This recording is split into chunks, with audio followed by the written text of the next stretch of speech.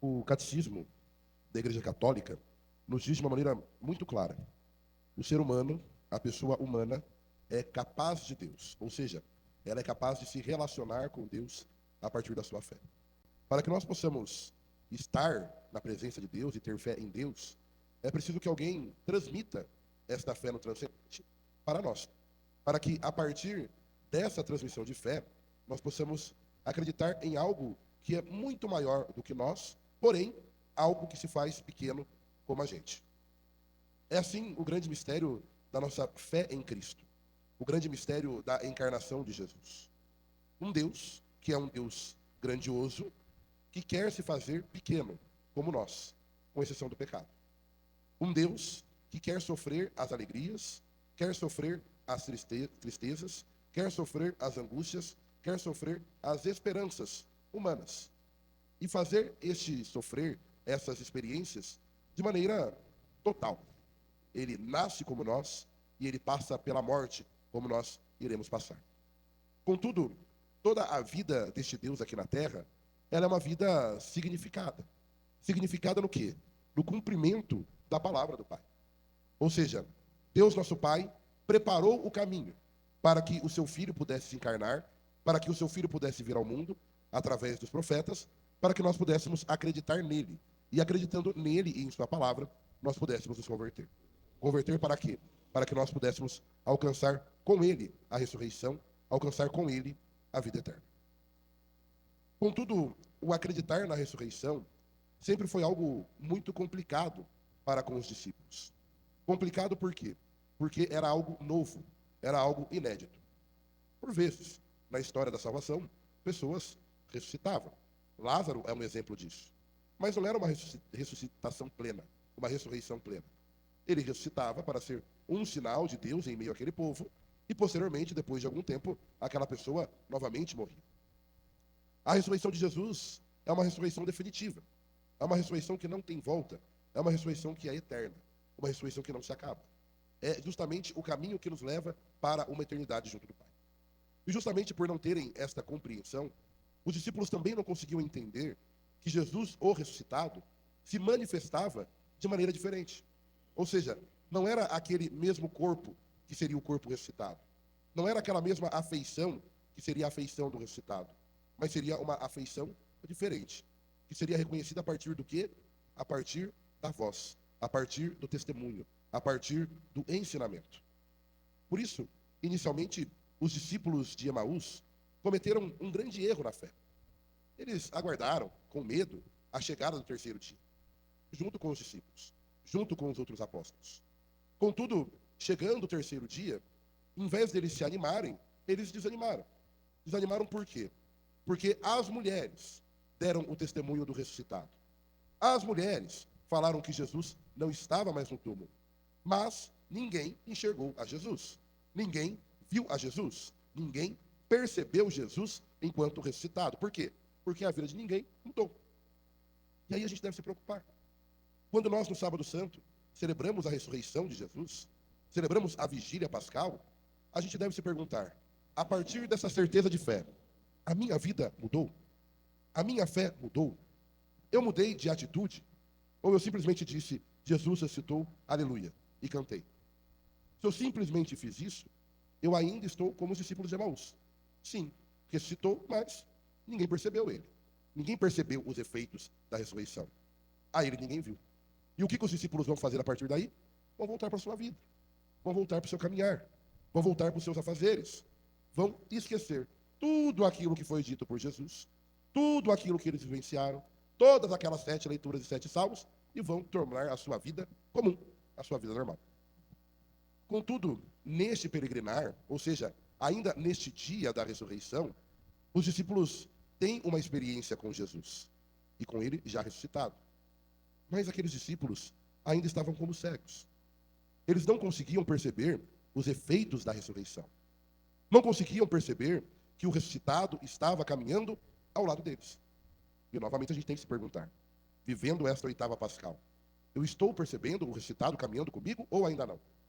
Ou ainda estou sentindo, através das pregações desta Semana da Misericórdia, desta oitava da Páscoa, a palavra de Deus arder em meu coração, mas ainda não percebo o ressuscitado? E assim eles foram caminhando, foram fazendo o seu caminho, foram aos poucos voltando à sua atitude, voltando ao seu dia a dia, voltando à sua rotina. E quando eles já estão fadigados, já estão cansados de caminhar, afinal eles caminharam ali 11 quilômetros no deserto. Nossa, 11 quilômetros é muita coisa, né? De carro já cansa, imagine a pé, né? Será que daqui até o seminário deve dar uns 11 quilômetros, né? Por aí. Eu não venho a pé de jeito nenhum daqui até lá, né? Imagine caminhar tudo aquilo no deserto, em caminhos tortuosos, na terra, no sol. Era algo bem pesado para os discípulos. E nesse caminhar, eles se cansam. Se cansam, mas algo ainda fala com eles. E eles pedem para que aquele algo que ainda fala com eles, que é a própria presença de Deus, a própria presença de Jesus, permaneça mais um pouquinho com eles. Por mais que estava chegando a noite, chegando o tempo de descansar, o tempo de relaxar, o tempo de acordar para um novo dia, para uma nova vida, para uma nova perspectiva, estava chegando, eles ainda queriam sentir um pouco mais daquilo que eles sentiram durante a caminhada. Sentir um pouco mais dessa experiência da palavra de Deus. Sentir um pouco mais dessa experiência do transcendente. E quando eles fazem essa proposta, Jesus aceita. Aceita ficar com eles. Mesmo ainda não sendo reconhecido por eles. E é interessante. Quando é que aqueles discípulos vão reconhecer a Jesus? Quando Jesus parte o pão. Eles só reconhecem a Jesus através do gesto do partir o pão, do partilhar, da Eucaristia, da comum união, da comunhão que aquele estava querendo e fez com eles. E é interessante, porque a partir daquele momento em que eles percebem a presença de Jesus junto deles, através da Eucaristia, através da comunhão, através do partir o pão, através daquele mistério da salvação, que é um grande mistério de amor, eles não se aquietam. Eles ficam felizes. Felizes a ponto de não mais se importarem com o seu cansaço, de não se importarem com o risco da jornada, sendo um caminhar à noite, de não se importarem com a distância. Eles simplesmente vão testemunhar que Jesus ressuscitou. Vão testemunhar que pela Eucaristia é capaz de reconhecermos o ressuscitado que foi crucificado. Que pela Eucaristia somos capazes de reconhecer o cumprimento total das promessas de Deus para cada um de nós, que é a salvação. E vão dizer também que é justamente através desta Eucaristia, desta comunhão, que nós vamos reconhecer o testemunho das outras pessoas que fizeram a experiência do Senhor. Portanto, fazer a real experiência do ressuscitado está intrinsecamente ligado com fazer a experiência da Eucaristia. Está ligado com fazer a experiência do Espírito Santo. Está ligado com fazer a experiência da servidão a Deus, através do estender a mão para os irmãos.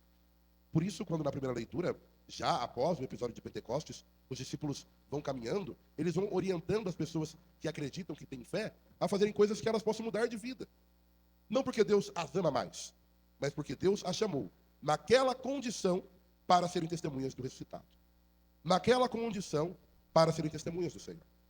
E aí, novamente, a gente precisa se perguntar, na condição que eu estou hoje, que é justamente a condição que Deus me chama, sendo descrente ou não, tendo dificuldade ou não, como é que eu vou ser testemunha do ressuscitado? Ou como é que eu estou sendo testemunha desse ressuscitado? Novamente, eu digo e insisto, não adianta apenas nós proclamarmos e professarmos a nossa fé dentro da comunidade que já se reúne na mesma fé. Nós precisamos expandir essa fé. Porque se nós ficarmos guardados com a nossa indiferença para com os descrentes, ou então com o nosso egoísmo de fé para nós mesmos, a fé nunca vai ser transmitida.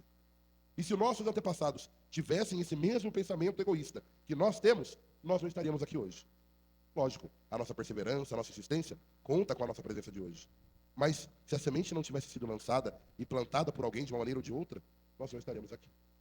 E quantas sementes nós temos guardadas conosco que nós deixamos de lançar, não lançamos, só pelo fato de termos preguiça, só pelo fato de não querermos ser testemunhas do Evangelho. Por isso, nós pedimos pela intercessão de Nossa Senhora Aparecida, que Deus possa cada vez mais fazer com que o nosso coração seja repleto desse Espírito ressuscitado e assim sermos testemunhas vivas, como os discípulos de Emaús foram testemunhas deste Jesus. Louvado seja nosso Senhor Jesus Cristo.